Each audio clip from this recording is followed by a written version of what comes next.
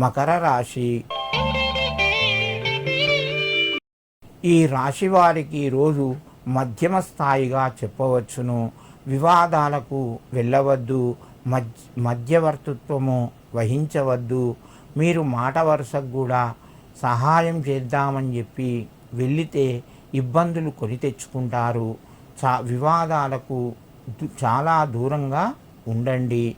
మీ యొక్క చేసే పనులు కొంత అనుకూలత తగ్గుతూ ఉంటుంది.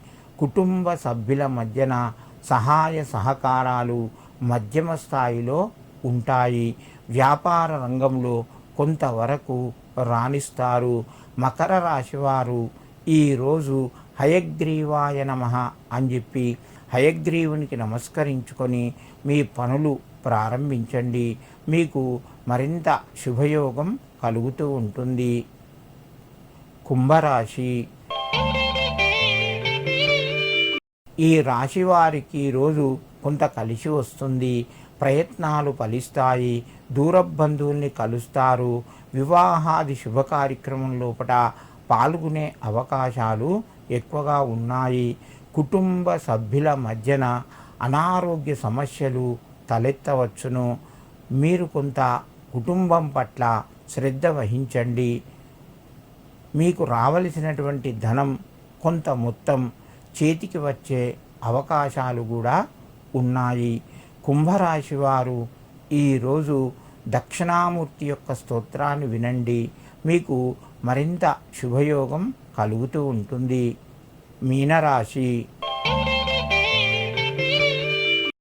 ఈ రాశి వారికి ఈరోజు మధ్యమ స్థాయిగా చెప్పవచ్చును. కొంత రుణ ఒత్తిడి పెరిగే అవకాశాలు ఉన్నాయి.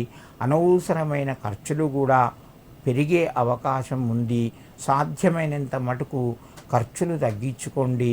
మిత్రుల ద్వారా కొంత సహాయాన్ని పొందుతారు.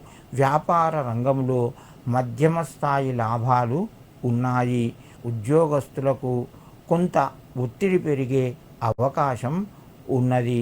విద్యార్థులకు చదువు పట్ల శ్రద్ధ వహించాలి. శ్రద్ధగా చదవండి.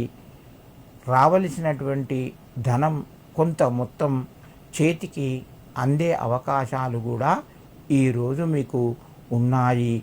ఈ రాశివారు ఈరోజు దత్తాత్రేయునికి నమస్కరించి నవగ్రహాల లోపల గురువుకు కూడా నమస్కరించుకోండి.